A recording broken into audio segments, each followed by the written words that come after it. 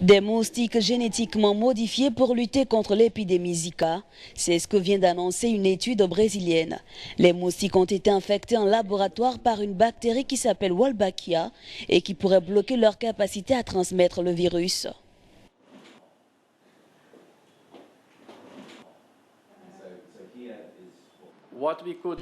Ce que nous pourrions faire, c'est de relâcher des moustiques porteurs de Wolbachia pour remplacer les populations de moustiques dans ces zones déterminées ou même dans une femelle moustique et ensuite être capable de bloquer la transmission de la maladie.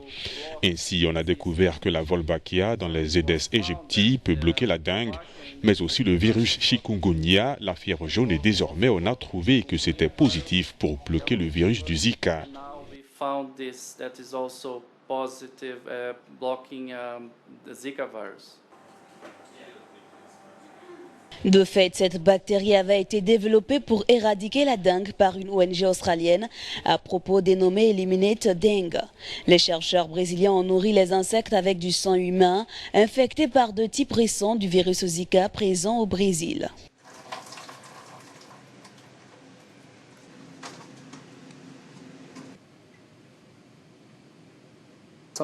Certaines personnes se trompent en pensant que nous allons devoir faire une injection dans les œufs chaque fois que nous allons relâcher quelque chose dans l'environnement, mais ce n'est pas le cas. Il suffit juste de le faire une fois. Et c'était en fait très difficile à réaliser, mais maintenant nous avons réussi à le faire. De plus, produire ces larves et les relâcher était très peu onéreux. Le Brésil est un des pays où l'on compte le plus de naissances de bébés atteints de microcéphalie du fait de l'infection des mères par le Zika durant leur grossesse. L'OMS a expliqué que l'on peut faire un lien entre le virus Zika et cette rare maladie.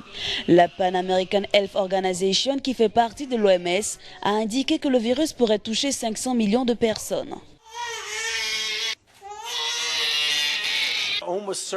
On est pratiquement sûr qu'il y aura un lourd fardeau économique et sanitaire à porter si de nombreux bébés naissent avec des microcéphalies et d'autres maladies congénitales.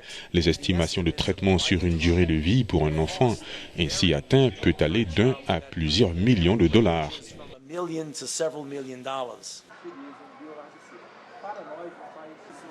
Pour apporter la preuve de l'efficacité ou non du vaccin, il faudra deux facteurs. Le premier porte directement sur son efficacité et le deuxième sur le taux d'infection dans une communauté. À l'heure actuelle, on recense 23 projets d'études sur un vaccin et ce dans le monde entier. Mais cela pourrait prendre du temps avant d'avoir la certitude de disposer de la parade face au virus. Si au début de 2017, on se retrouve toujours avec d'importantes épidémies en Amérique du Sud et dans les Caraïbes, alors on saura que notre action aura été efficace. Mais d'ici une année, si l'infection baisse comme cela a été le cas pour Ebola en Afrique occidentale, alors il nous faudrait 3 ans pour montrer que cela fonctionne ou non.